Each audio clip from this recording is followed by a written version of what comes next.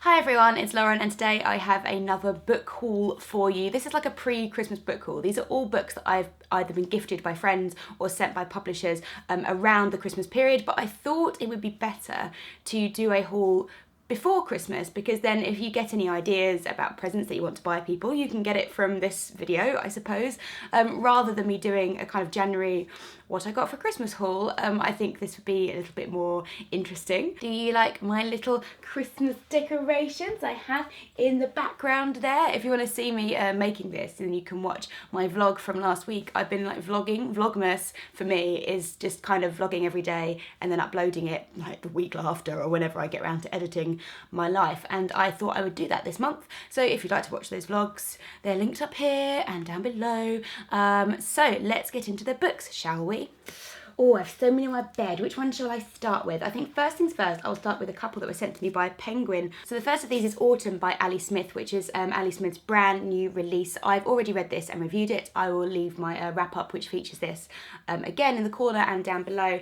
I really enjoyed this book. This is about a relationship between a young girl, she's a girl when they meet, and this older man who lives next door.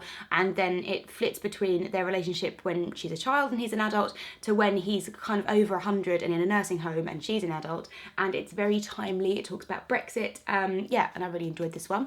And the second book that they sent me was Zadie Smith's new book, Swing Time. So Zadie Smith, I'm undecided on. I have read On Beauty, which I thought was okay, and I read NW, which I really, really loved.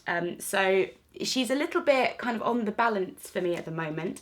This is a story of two women. It's about two women's friendship when they're young, I think from teenagers up until the age of about 20. So I'm really looking forward to reading something new by her and seeing if I enjoy where her writing's going rather than where it's been, perhaps. I also got sent a little Christmas present from Faber.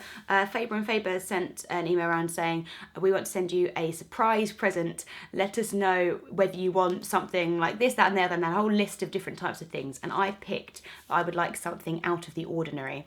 And they have sent me Yuki-chan in Bronte Country, which I have seen around for a while actually, and I don't think it's something I necessarily would have picked up. So I'm quite interested to read this. This is the story of Yuki, who travels to the UK because she's investigating the past of her mother, and something bad happened to her and she's trying to work out what that is, and she travels to Yorkshire, to Haworth, where the Brontes are from, and it sounds interesting. I don't really know what the link is going to be between like the Brontes and her family history. I then have some stuff that has been published by Macmillan. I didn't get to go to the Macmillan Christmas party that they had a few weeks ago because I was in South America, but I very kindly got sent a little goodie bag anyway. So the first couple of things that I have here are Miss Jane by Brad Watson, which is a fictional story, but it's inspired by his own great aunt, I think, and it's about a woman who is born with a defect, which for whatever reason, it means that she's unable to have sex, it sounds like in this book. And this is in sort of early 20th century USA. And it sounds like it's a study of her life and what that means to be a woman in that time and not be able to get married. And this is an absolutely beautiful book as well. Look at that cover, we've got kind of a peacock on the front there. So that's very interesting. I then got a couple of non-fiction books. The first one I asked for, and you know, I wasn't really aware of what it was going to look like. I just thought, that sounds very interesting, please send it to me. And yeah, Jean didn't tell me how big this book was, and that's Black and British by David Olusoga. And like, this is as big as me. Look how thick it is. It's very heavy. God knows how I'm going to read this on the train. But I just think it sounds very interesting. It's a study of the forgotten black history in the UK, and it goes from Roman times through to Georgian London and the 20th century. And it's the kind of antidote, I feel, to the whitewashing of history, or if people don't discuss that someone is black, then they just assume that people were white and black people didn't exist in the UK until recently. So very interesting. Obviously a side of history you don't learn about at school necessarily, but I don't know. And then the final book she sent was another non-fiction, and that is This Is London by Ben Judah. And these are essays, I suppose, from lots of different people who live in London. So it says on the back here, you've got beggars, bankers, coppers, gangsters, carers, sex workers and witch doctors. And as someone who lives in London and likes learning about people who are different from myself, I think this is going to be very interesting. In that vein, I have another book of essays that I am super, super excited to read, and that is The Good Immigrant, which are essays compiled by Nikesh Shukla, Faber, who's an author. This is published by Unbound, and the way that they publish books is to basically crowdfund them, which is very, very interesting. And this is essays from all sorts of people in the UK who identify as being immigrants or are immigrant, and it's about their experiences in the UK. And it says, how does it feel to be constantly regarded as a potential threat, strip searched at every airport, or to be told that as an actress the part you're most fitted to play is wife of a terrorist? Very current, very important, very excited to read. Vintage Classics are doing some lovely work at the moment in terms of the editions that they're releasing. You might have seen some other people show the Vintage Russian Classics set that they've published recently. They also last year did a whole set of the Brontes with these beautiful black and white covers, and they have sent me these wonderful, wonderful copies of Virginia Woolf's works, and I think they are just beautiful. We have here The Years, A Room of One's Own, To the Lighthouse, Mrs. Dalloway. Miss Dalloway is gorgeous. I think that's one of my favourites. The Waves and Orlando. And I think these are just spectacular. They're so beautiful. They're going to look lovely as a set. That I really like about these editions is they're also quite small and compact, and they're just a really nice size to see on your shelf.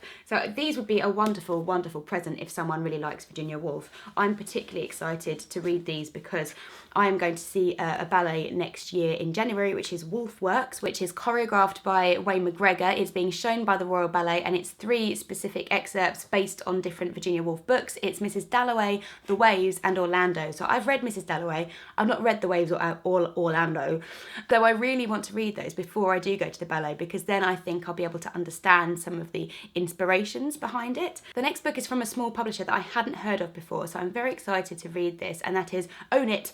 And this book is Mama Can't Raise No Man by Robin Travis, and this is about a young black man growing up in Hackney in London. It says on the back, when Dwayne finds himself in prison for a 3rd time at the age of just 24, he starts to question everything he thought he knew about being a man. His relationship with his mother is crumbling, he doesn't know his father, and the mother of his children has stopped him from seeing his twins. So this is a journey, this is an exploration of masculinity. It's written in letters and phone calls, which looks very interesting, and Robin Travis is a debut author. And finally, I have some presents that my friends have got me, and the first one of these is A Natural History of Dragons by Marie Brennan, and this is from a few of us do a Secret Santa thing in the booktube community, and this was sent to me by the lovely Tanya at List Obsessed Reader. I will link her channel in the description box below. And this is like a fantasy memoir of a woman who is a preeminent naturalist of dragons, and it just sounds really cool, really different. I know that Chintzy read this and really, really loved it, and I just want to read some good fantasy,